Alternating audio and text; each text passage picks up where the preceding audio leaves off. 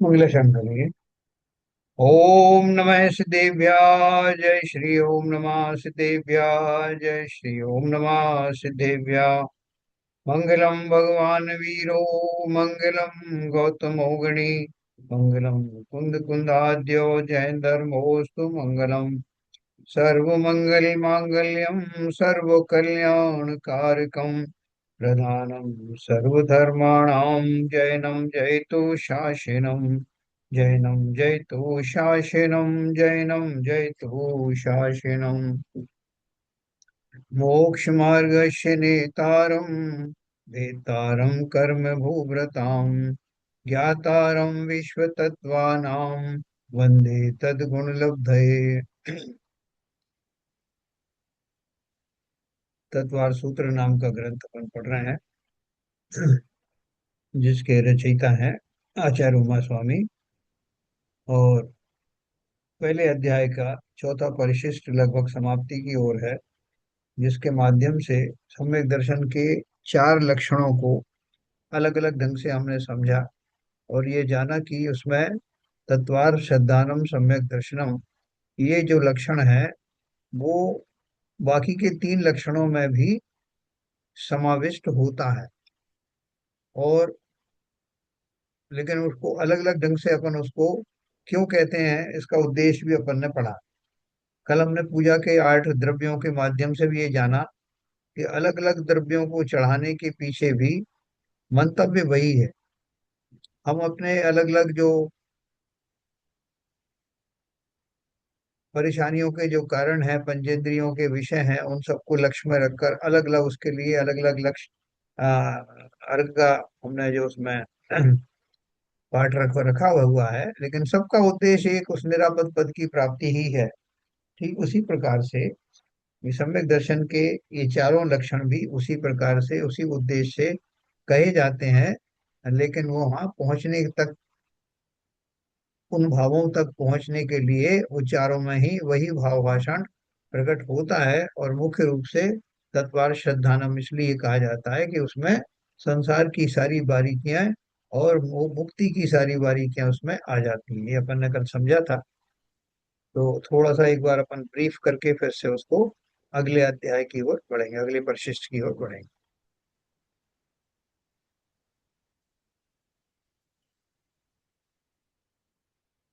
देखिए 8 नंबर का अपन ने क्वेश्चन पढ़ा था।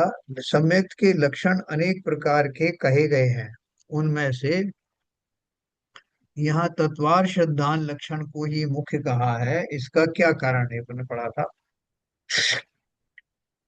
उत्तर दिया था, तुच्छ बुद्धि वाले को अन्य लक्षणों में उसका प्रयोजन प्रकट भाषित नहीं होता या भ्रम उत्पन्न होता है, तथा इस तत्वार श्रद्धान लक्षण में प्रयोजन प्रकट रूप से भाषित होता है और कोई भी भ्रम उत्पन्न नहीं होता, इसलिए इस लक्षण को मुख्य किया है, यही यहाँ दिखलाया जा रहा है ना। ये अपन पढ़ चुके हैं, मैं खाली रिवाइज कर रहा हूँ।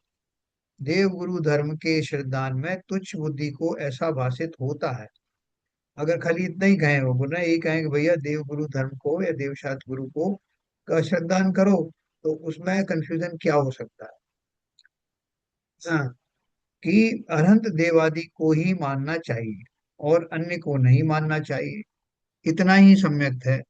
किंतु वहां उसे जीव अजीव के बंध मोक्ष के कारण कार्य का स्वरूप भाषित नहीं होता और उससे मोक्ष मार्ग रूप प्रयोजन की सिद्धि नहीं होती।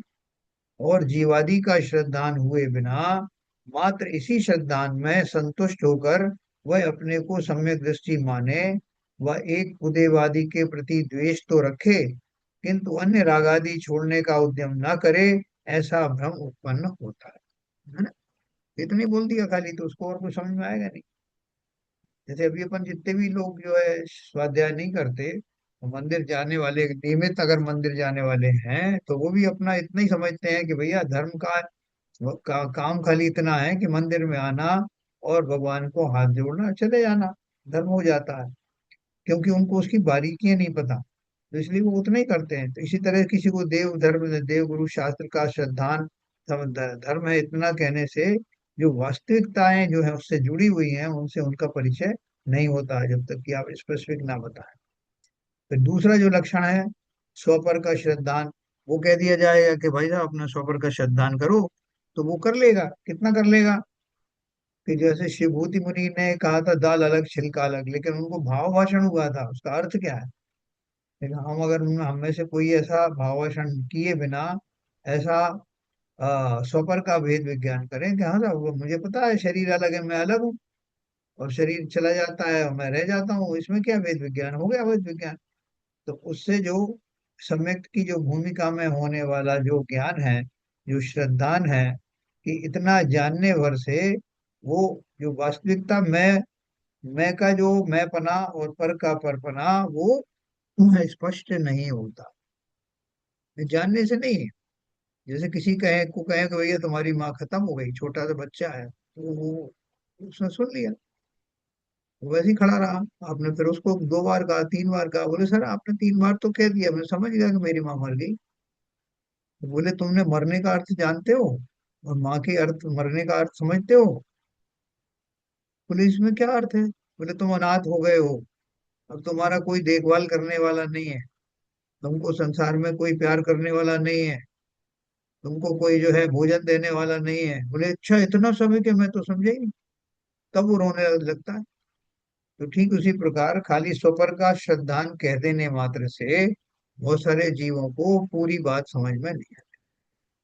तो क्या करता है, स्वपर के श्रद्धान में तुच्छ बुद्धि वाले को ऐसा भाषित होता है कि एक स्वपर को जानना ही कार्यकारी है और उसी से सम्यक्त तो हो जाता है, किंतु उसमें आश्रवादी का स्वरूप भाषित नहीं होता और उससे मोक्ष मार्ग रूप प्रयोजन की सिद्धि भी नहीं होती।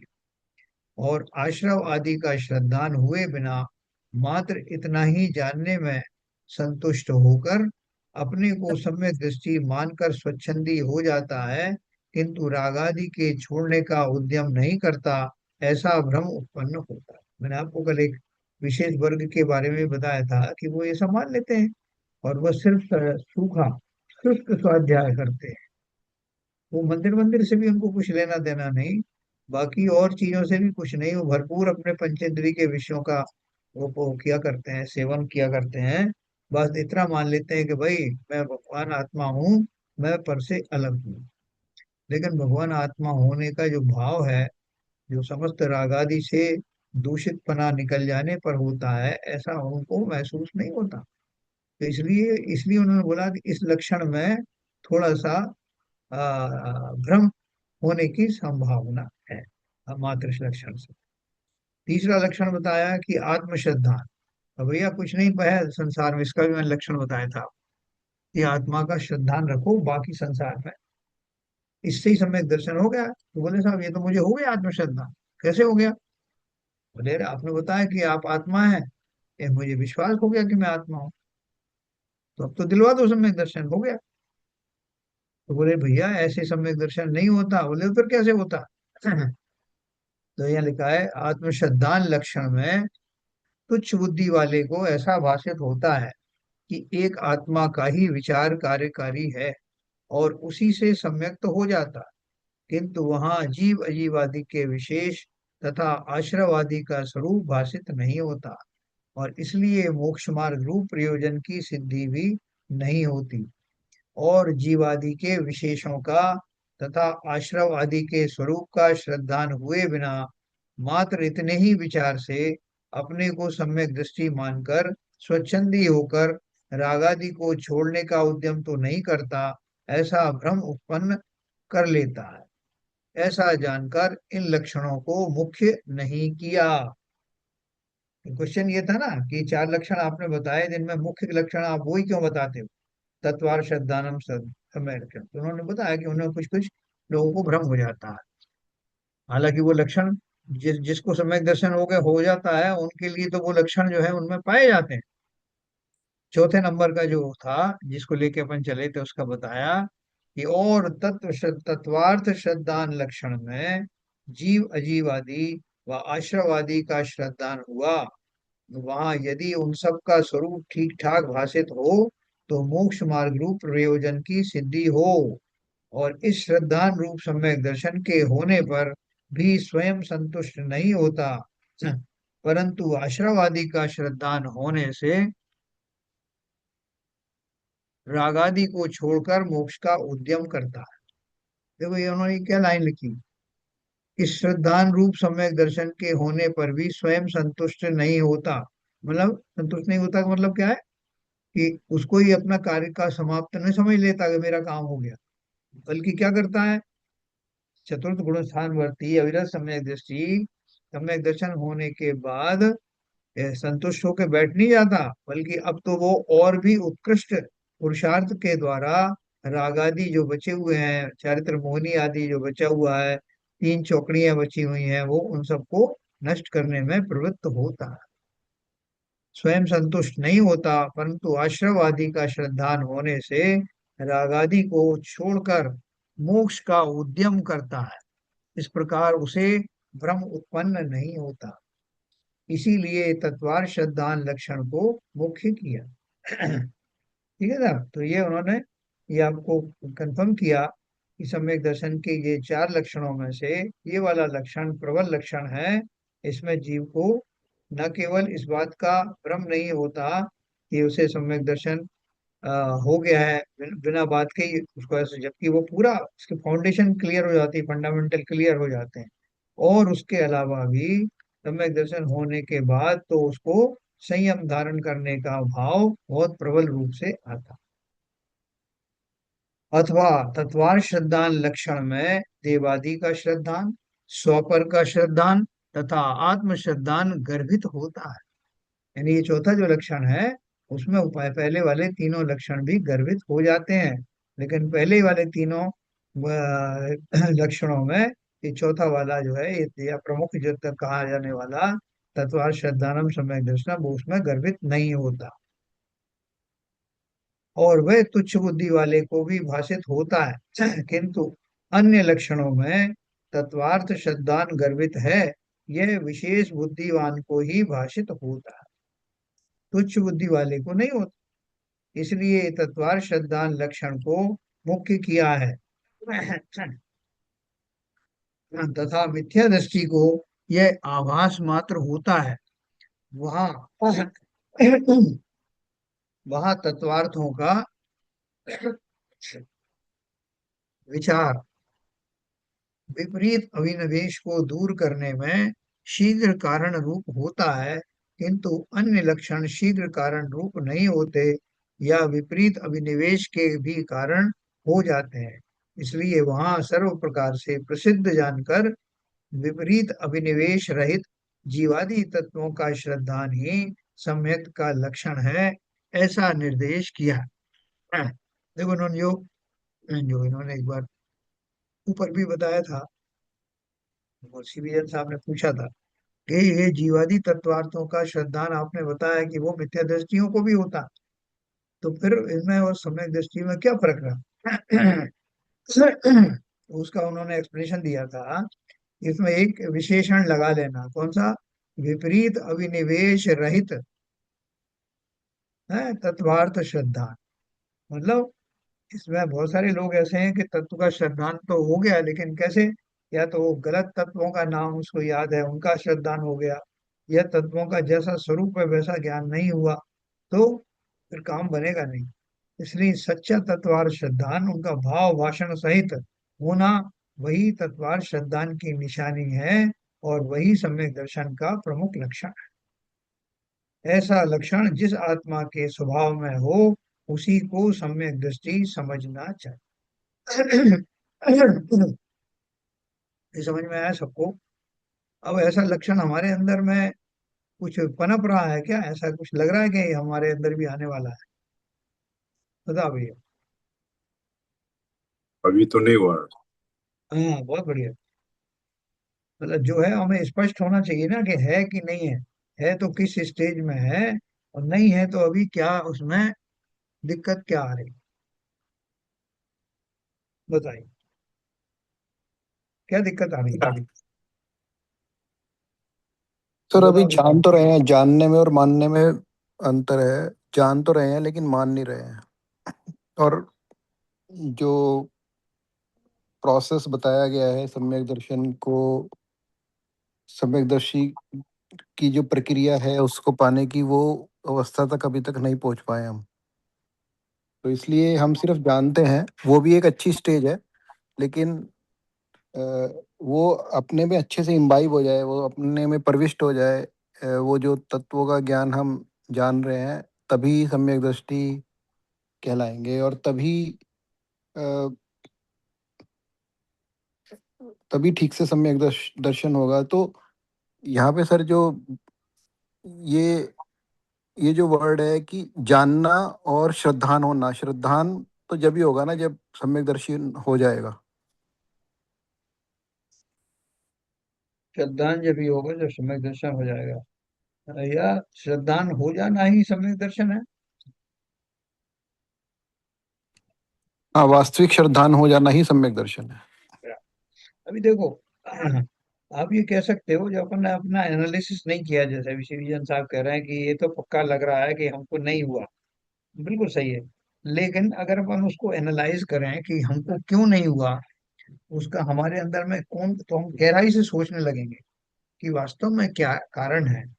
या तो जितने दुख मुझे चाहिए, देख समझना, जितनी प्रतिकूलताएं मुझे चाहिए ये एहसास दिलाने के लिए कि मैं संसार में सुखी नहीं हूँ, उतनी प्रतिकूलताएं नहीं हुई हैं। या जितने अनुकूल वातावरण होना चाहिए ये भाव लाने के लिए, वो अनुकूलता नहीं आई।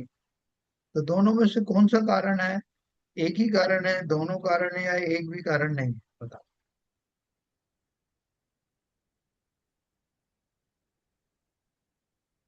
हम बोलोगे साहब हमको सब कुछ मिल रहा है खाने पीने को, सारी रोजी रोजी रोटी चल रही है, सब कुछ ठीक चल रहा है, कोई ज्यादा बीमारी हमारी भी नहीं है, तो इसलिए भी मुझे जो है सम्यक दर्शन की तरफ जाने का भाव नहीं आता। संसार में कोई दुख दिखाई नहीं देता, जितना आप बोलते हो चिल्ला चिल्ला के, हम ये आचार्य बोल रहे हैं, ऐसा दिखाई नहीं देता, तो इसलिए नहीं हो रहा।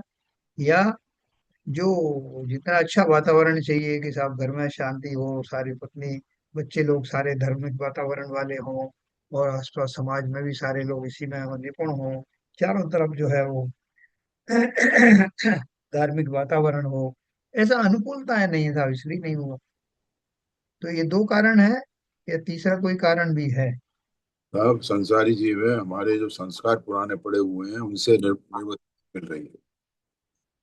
असली कारण ये है, जो मतलब अनग्रहित मिथ्यात्व है वो इतना गहरा है कि उससे पाला नहीं छूट पा रहा है।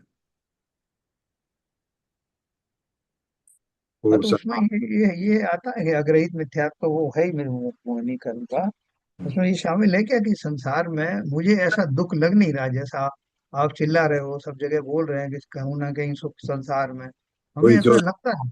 कोई जो सुखावास दुखावास है वो इसी स्थिति में पेंडुलम ढूंढ रहा है।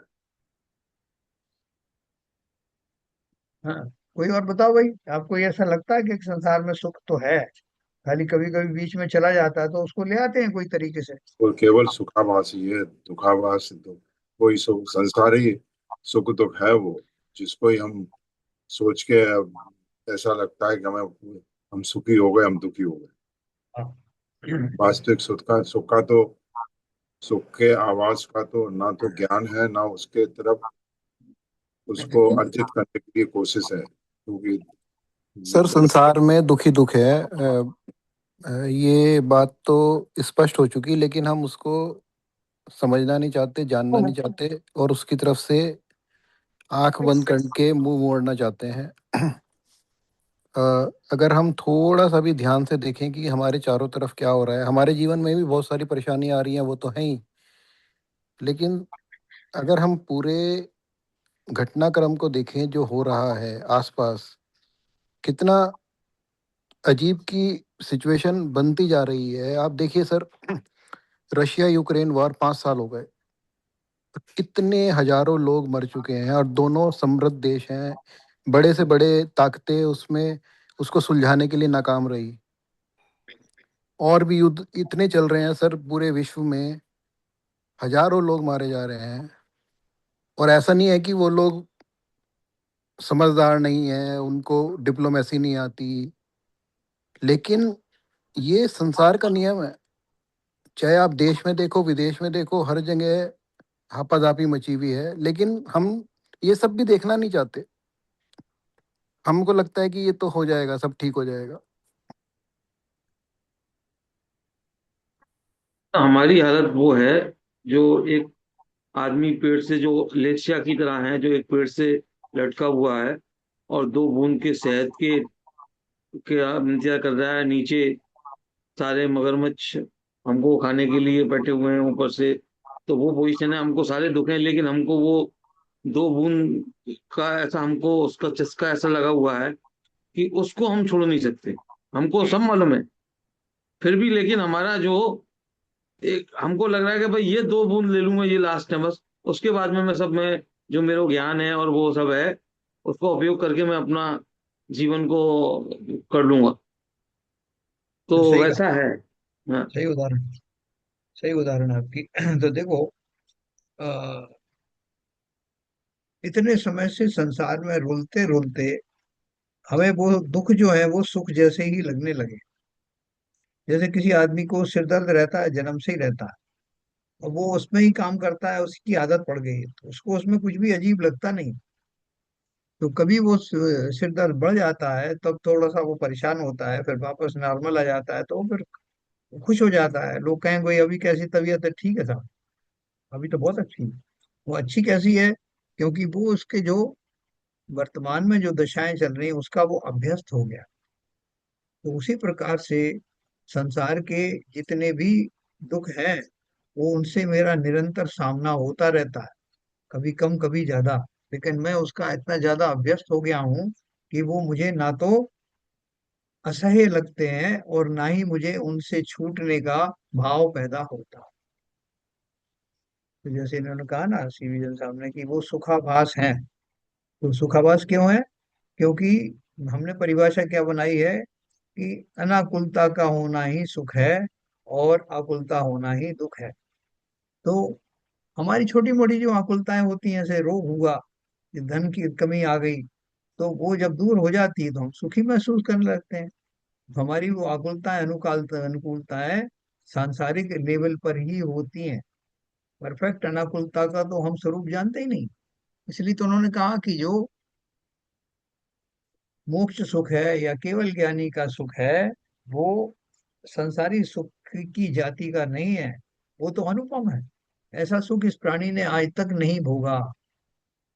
तो वो कैसा होगा सुख, आप कल्पना कर सकते हैं कि हमारे सुख तो ऐसे ही है कि कल बुखार चढ़ा था, आज ठीक हो गया तो हम सुखी हो गए। कल कोई दूसरा रोग हो गया तो फिर हम फिर से दुखी हो गए।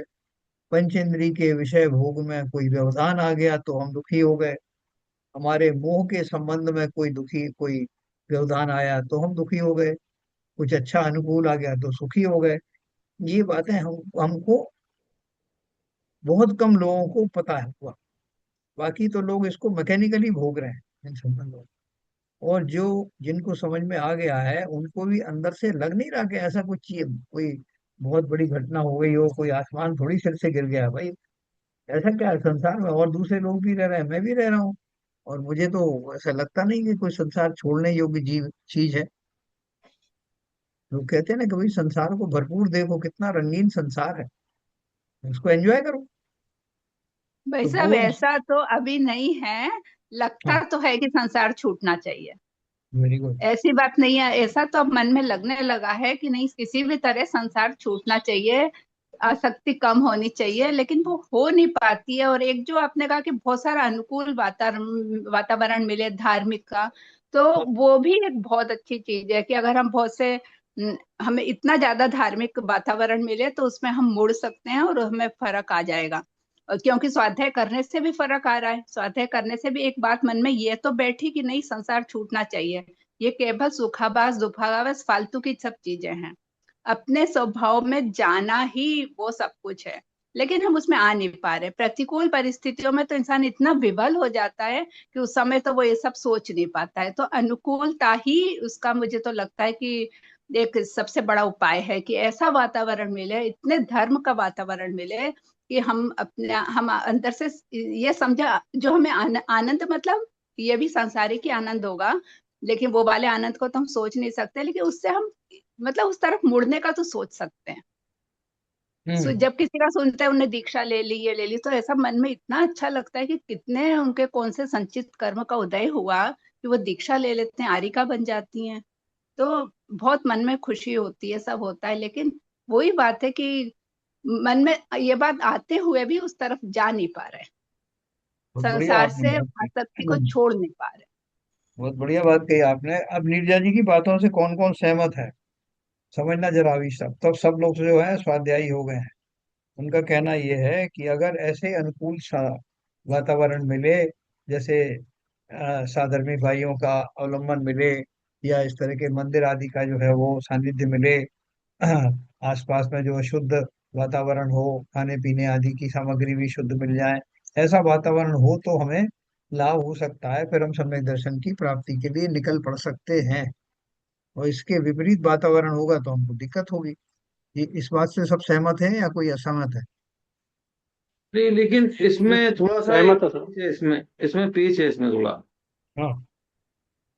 हमने ऐसी बहुत सी जगह देखी हैं जहां पर ये जो नीरजा जी बोल रही हैं वो सारी व्यवस्थाएं हैं और लोग लगे भी हुए हैं, लेकिन कोई चेंज नहीं आ पा। तो ये मतलब ये एक निमित्त हो सकती है, ये इसमें कोई डाउट नहीं है। जो ये सब अच्छी है, सत्संगति, अपना ज्ञान का अपना बढ़ना, जो साध्य भाव होना, और ऐसे कार्यक्रम होते रहना जिसमें अपना धार्मिक होना, वो सब सब निमित्त हो सकते हैं। लेकिन ये एक अपने इंडिविजुअल के अपने ऊपर भी डिपेंड करेगा कि वो उसमें कितना बढ़ना चाहता है और कितना उसको पाना चाहता है। क्योंकि जैसे हम बोलते हैं ना कि जैसे आप बोलते हैं ना कि सम्यक दृष्टि होता है, तो उसके बैकग्राउंड में उसको ये भाव चला रहता है कि ये संसार है और मैं इससे अलग हूँ, मेरी आत्मा अलग है। वैसे ही जो संसारी होता है उसका वो जो धार्मिक भाव वो सब चलते रहते हैं, वो देखता रहता है, लेकिन पीछे से उसकी जो उसकी गिद्धता है, अपनी जो लोभ है या जो राग है, वो कहीं भी कहीं कम नहीं होता, वो उतना ही पड़ा रहता है। तो तो ये ये बात हो बहुत गई। बहुत सब्जेक्टिव है, ऐसा मैं मानता हूँ। एक और ये बताओ कि ऐसे कोई जीव है क्या जो बहुत ज्यादा प्रतिकूलताओं के बीच में भी सम्यक दर्शन प्राप्त कर लेते हैं? ऐसे देखिए, कोई जीव? ये जो सिचुएशन है ये सब्जेक्टिव है। हाँ। This is not universally true. Okay. Bharat Chakravarti थे, वो पूरे चक्रवर्ती थे, सारा सुख सांसारिक सुख उनके उसमें थे, मगर वो जो वातावरण ऐसा साधर्मी धर्म का ऐसा कोई वातावरण उनके सामने नहीं था। फिर भी उनकी खुद का क्या कहते हैं पुरुषार्थ था, खुद के विचार थे, खुद की विरक्ति थी, और उन्होंने क्या कहते हैं मूछ मार्ग पर केवल ज्ञान हो गया उनको। और जो एक बात शरण जी ने सही कही कि जो लोग मुनि संघ में रहते हैं और फिर भी क्या कहते हैं ब्रह्मचारी के ब्रह्मचारी बने हुए 20-20 साल से, उससे आगे नहीं बढ़ पाए, उनको पढ़ा पढ़ा के मुनि जी थक गए, और उसके आगे उनकी उनका जो जो मानसिक स्तर है, जो विचारधारा है, वो नहीं बदली। तो आलम्बन ये एक्चुअली लेना। इंडिविजुअल एक पे मिनट, एक डिपेंड मिनट, करता एक है, इसे हम मिनट, जनरलाइज नहीं कर सकते। एक मिनट, एक मिनट, एक मिनट, मुझे पूरा कर लें। आप मंदिर में जाते हैं, देवसात गुरु की पूजा करते हैं, वहाँ पूरा वातावरण है, एक तरह का वातावरण मिलना, वो एक आलम्बन हो सकता है जैसा सेरेनी ने कहा, और वो उसके लिए सहायक हो सकता है। ये बात भी सही है, इसको भी नहीं सकते हैं। जैसे हमें स्वाध्याय का साधन मिला, हम स्वाध्याय कर रहे हैं, तो हमारी जो मानसिक स्थिति जब स्वाध्याय शुरू किया था और आज जो स्थिति है उसमें बहुत चेंज आया है। तो ये वातावरण का आलम्बन लेना ये निमित्त हो सकता है। वो सब कुछ ये निर्भर करता है इंडिविजुअल के ऊपर कि वो उसके प्रति कितना समर्पित है, कितना श्रद्धावान है, कितने चेंजेस आए हैं, कितना पुरुषार्थ कर सकता है। अब ये बताओ कि कोई ऐसी गति ऐसी है जिसमें कि जीव को निरंतर कष्ट होते रहते हैं, फिर भी वहां सम्यक दर्शन प्राप्त कर लेते हैं? है ना नरक गति। नरक में तो होते हैं सर। नरक गति में होता ही है। वहां तो उससे उससे विपरीत वातावरण तो कहीं नहीं होता हाँ। है। नरक गति में तो मार काट मच रही है, वो कुवादी ज्ञान से वो अपना देख लेता है कि मैं भाई इस गति में क्यों आया, हाँ। और वहां उसके भाव बनते हैं, और भाव बन के वो उन विपरीत परिस्थितियों में भी तो क्या अपन कहते को हैं। अपन को तो कुअवधि ज्ञान नहीं है, अपन ये कह सकते हैं ना, हमको भी अगर कुअवधि ज्ञान होता तो हमें हो जाता समय। नहीं नहीं नहीं, देखिए साहब, ये सब सब्जेक्टिव चीजें हैं, हम्म। ये सब एक्सक्यूजेज हैं। अगर ऐसा होता तो ऐसा हो जाता। अगर मैं क्या कहते हैं 24 घंटे इस वातावरण में रहता तो मुझे समय का दर्शन हो जाता। मगर मगर ये, अगर ऐसा वातावरण मिलता है, आलम्बन मिलता है, तो डेफिनेटली वो एक निमित्त के रूप में सहायक जरूर है, but that is not the mandatory condition. तो बिल्कुल आपने सही कहा। देखो, तिरंच गति में और नरक गति में, नरक गति के बारे में छह डाला में बहुत अच्छे से वर्णन किया गया है कि वहां जीव इतनी विषमताओं के बीच में, इतने कष्टों के बीच में भी अपनी आत्मा का अनुभव कर लेता है, वेद विज्ञान कर लेता है, तत्वों का अनुभव कर लेता है, और फलतः बाकी इतना लंबा जीवन जो अभी विषादों से, प्रतिकूलताओं से खत्म नहीं हुआ, निरंतर भोगता हुआ भी सम्यक दर्शन रूपी आनंद का रसपान करता रहता है। इसका अर्थ क्या हुआ कि बाहर की जो अनुकूलताएं या प्रतिकूलताएं हैं, वास्तव में वो सम्यक दर्शन के लिए निर्धारित नहीं करती, बल्कि अंदर से होने वाली अनुभूति, जिसमें विषयों की निस्सारता, जिसमें ये कर्म सिद्धांत, जिसमें संसार में मेरी जो कहानी है उसका जैसे ही चिंतन होता है, जीव बाह्य दशाओं के कैसे भी होने पर विरक्त हो जाता है। वही चक्रवर्ती जिसे, जिसकी 96,000 रानियां थी, जिसको सब प्रकार का वैभव प्राप्त था, लेकिन अंतर में उसको ये बात महसूस हुई संसार में, ये सब कुछ भी रहने वाला नहीं। ऐसा जो वैराग्य के परिणाम थे उसके, वो किसी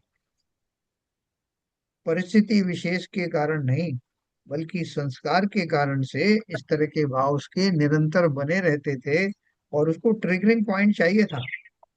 उसको ट्रिगरिंग पॉइंट क्या मिला? उसको बाहुबली के ऊपर चक्र चलाया, तो तभी से उनको भी लगा, बाहुबली के लिए तो ट्रिगरिंग पॉइंट हुआ ही हुआ, भरत को भी वो हुआ कि मुझे क्या हो गया, दोनों को मैंने हुआ है सर, अपने। वो हाँ। दोनों को हुआ है।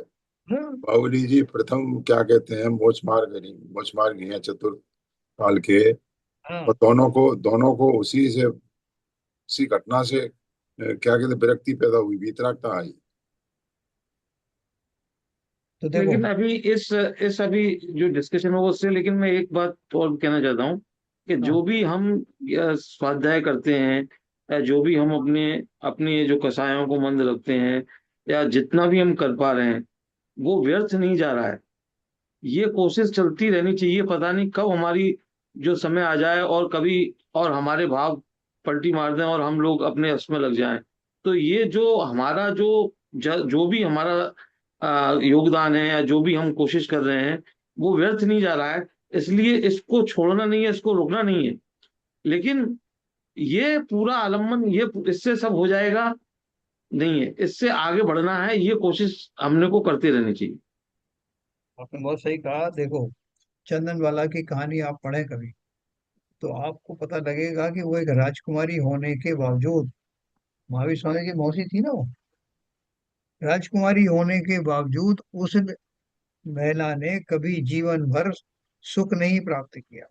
उसको ये ऐसे ऐसे संकट आए कि आपके रोंगटे खड़े हो जाएंगे उसकी कथा पढ़ोगे तो। लेकिन उसको सम्यक दर्शन हो गया था, इस कारण से उन सारी व्यथाओं में वो दुखी नहीं हुई। समता भाव से उनको सहती हुई, अपने कर्म सिद्धांत पर विश्वास करती हुई वो आगे बढ़ती चली गई। और वो आगे बढ़ते बढ़ते उस रूप में आ गई जहाँ महावीर स्वामी को उसके द्वारा आहार दिया गया। और वहां भी वो, उसको जो थोड़ा तो वो तात्कालिक पर्याय के कारण से दुख आदि जीव को होते ही है, तो वो तात्कालिक होते हैं, वो गहराई से नहीं होते। तो वो जब महावीर स्वामी को वो सारे निमित्त मिल गए जिनसे उनको आहार होना था, तो वीडियो में जकड़ी हुई वो बालों से रहित और ऐसी शुष्क मुद्रा में मूंग की दाल के छिलके हाथ में रखे हुए आहार की पूरी विधि मिल गई। लेकिन महावीर स्वामी ने देखा कि मैंने जो प्रण किया है उसमें उसकी आंख में आंसू भी होना जरूरी है। आंसू तो सूख गए थे। तो जब वो मुड़ के जाने लगे तब वो आंखों में आंसू भी आ गए कि देखो मैंने पूरे जीवन भर इसी तरह से इस सम्यक दर्शन के आधार पर अपने को दुखी होने से बचाया। है ना, जो मैं कह रहा हूँ अंडरलाइन करना। सम्यक दर्शन के आधार पर अपने आप को दुखी होने से बचाया विषम परिस्थितियों में। लेकिन अब ये कौन सा कर्म का विषय बहुत ज्यादा उदय आया कि सब कुछ होते हुए भी मुझे ऐसा लगता है कि कुछ कमी रह गई, इसलिए महावीर स्वामी बिना आहार लिए जा रहे हैं। ऐसा सोचते ही उसकी आंखों में अश्रु भर आए। और वो एक बार मुड़ के देखते हैं।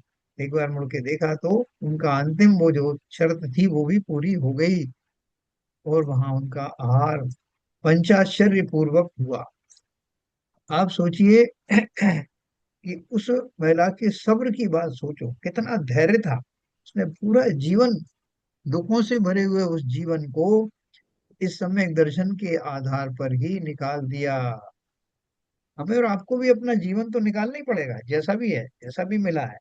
लेकिन इस बीच में जो सुख और दुख की जो लहरें आएंगी उनसे कैसे आप निपटेंगे, ये हमारी परीक्षा है।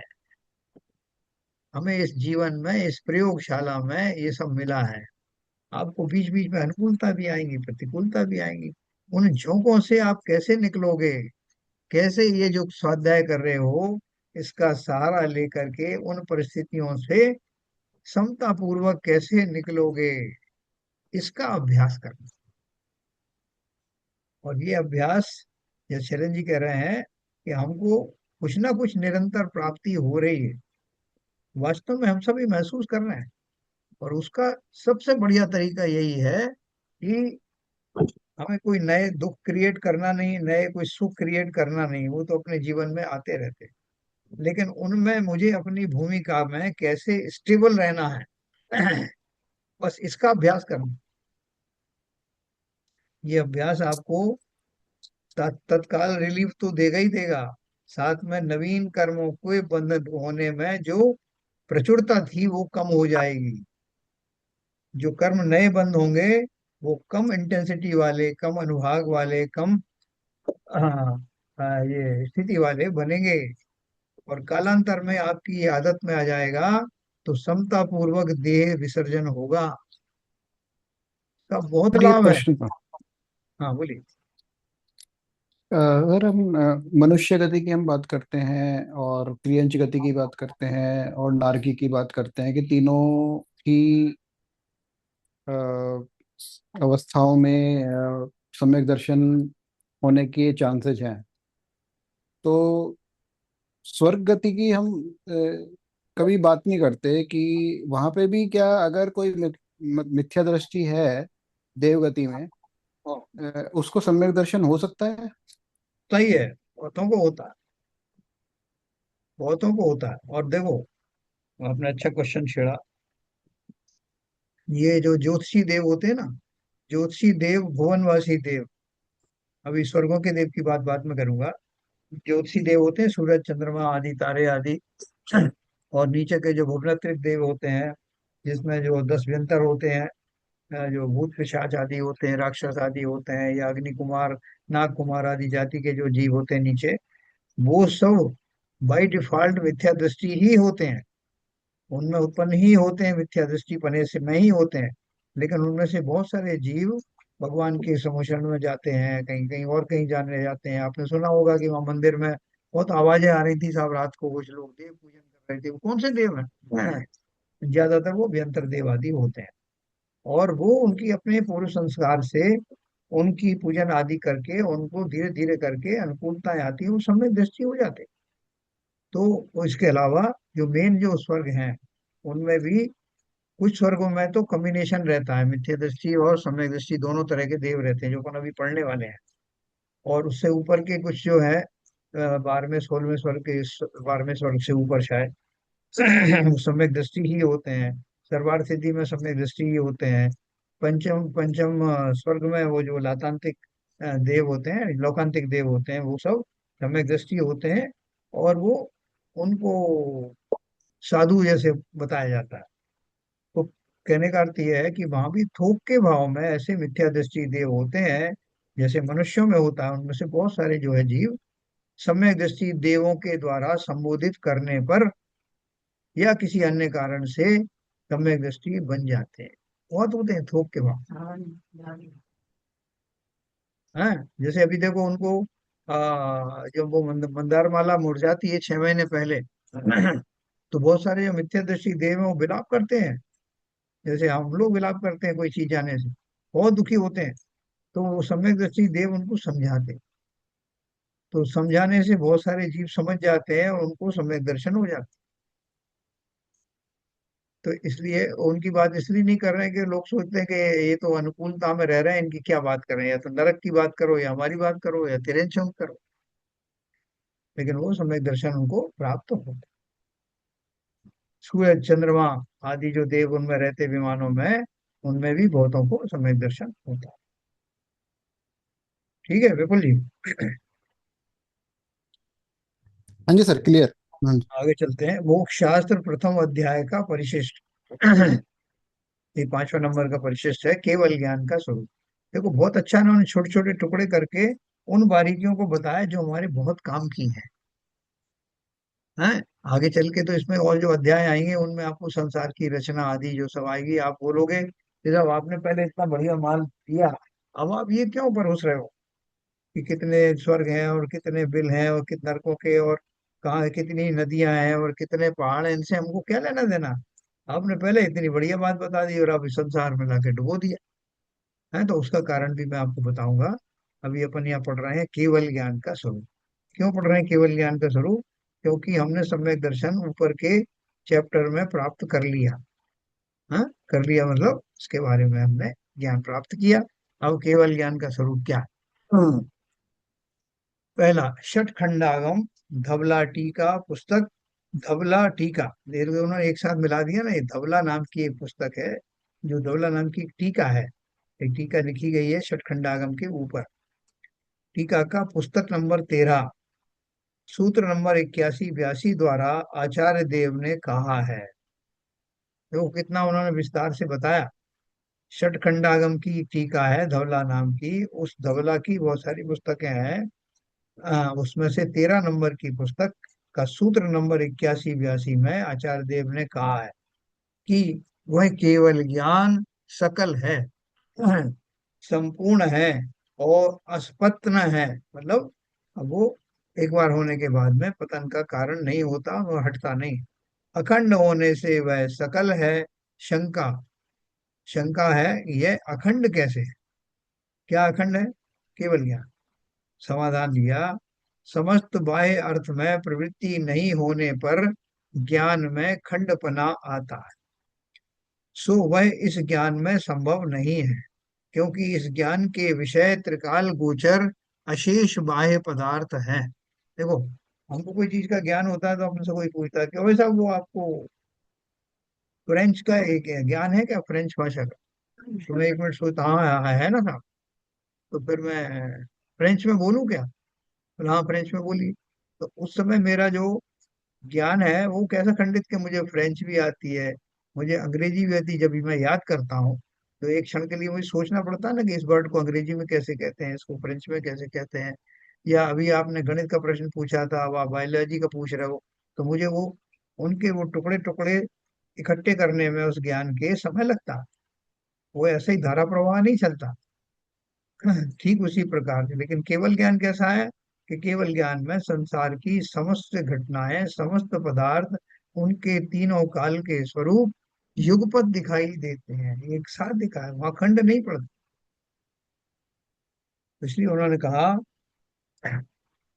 समस्त बाह्य अर्थ में प्रवृत्ति नहीं होने पर ज्ञान में खंडपना आता है। मेरा पूरा व्यापक इतना ज्ञान नहीं, इसलिए खंड खंड जानता हूँ।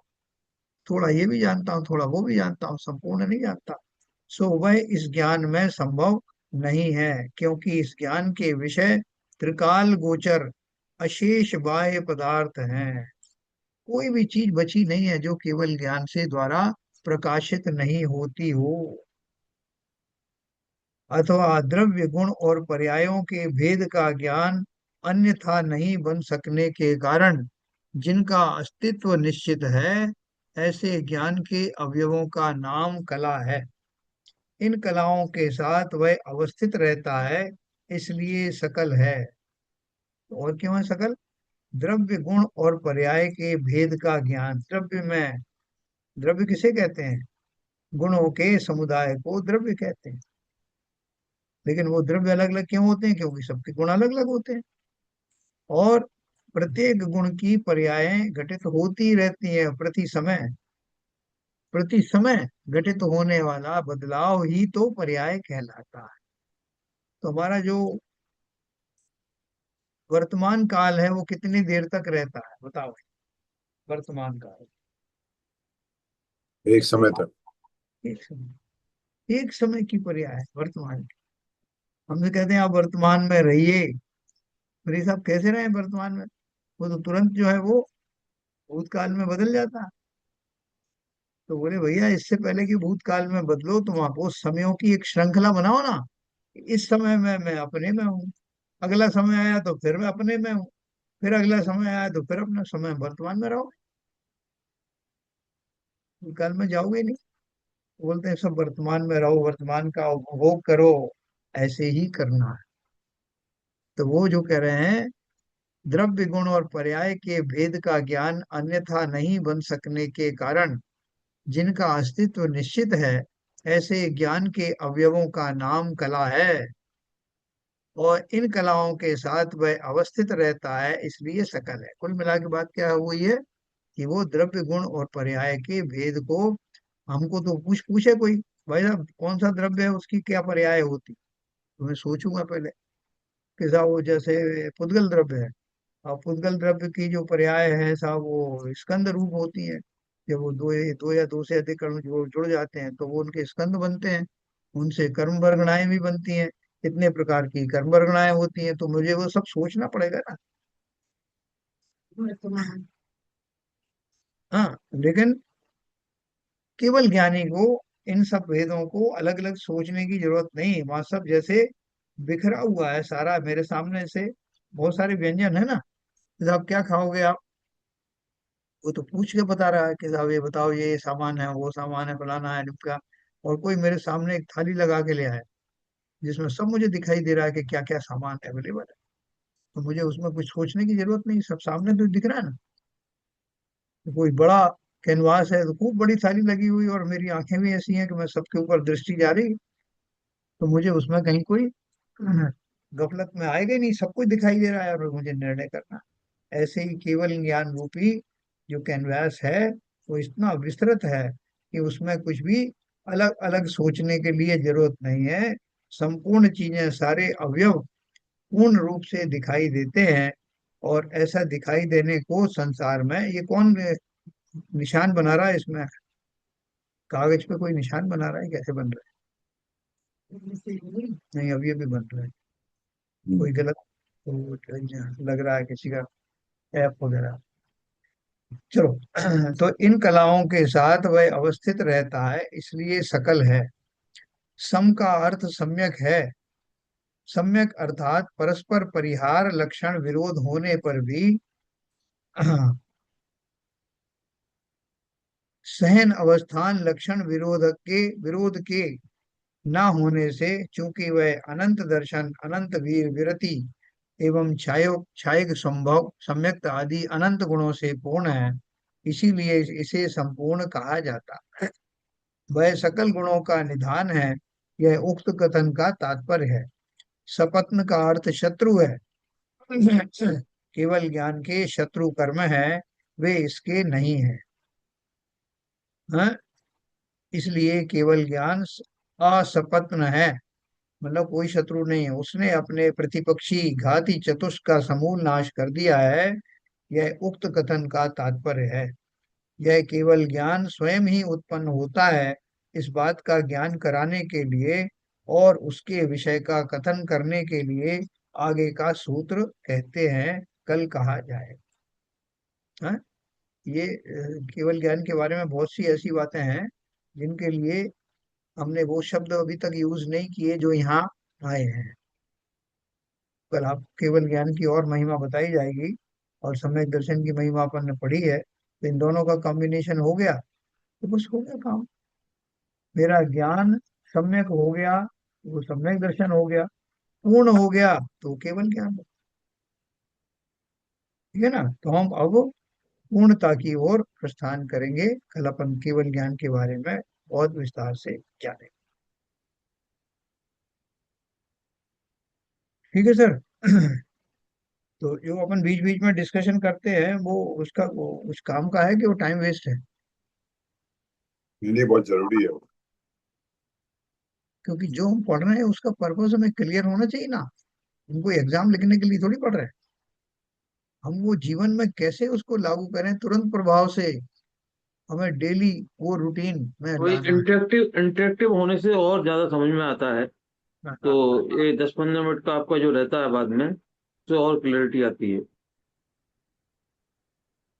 चलिए कल अपन इस विषय को और आगे पढ़ेंगे, केवल ज्ञान के बारे में। संजय प्रकाश जी जिनवाणी स्तुति करेंगे। हे सारे देवा, हे सारे देवा, अज्ञानता से हमें तारे देवा। हे सारे देवा, मुनियों ने समझी, गुणियों ने जानी, शास्त्रों की भाषा, आगम की वाणी। हम भी तो जाने, हम भी तो समझे, विद्या का फल तो हमें माँ तू देना। हे सारे दे माँ, हे सारे दे माँ, तू ज्ञान दाई हमें ज्ञान दे दे, रत्न त्रयों का हमें दान दे दे। मन से हमारे मिटा दे अंधेरा, हमको उजालों का शिव द्वार दे माँ।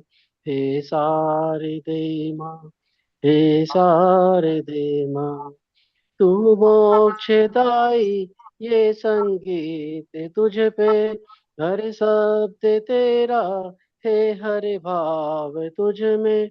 हम हैं अकेले, हम हैं अधूरे, तेरी शरण माँ हमें तारे देना। हे सारे दे माँ, हे सारे दे माँ, अज्ञानता से हमें तार दे माँ। जिनवाणी माता की जय। जय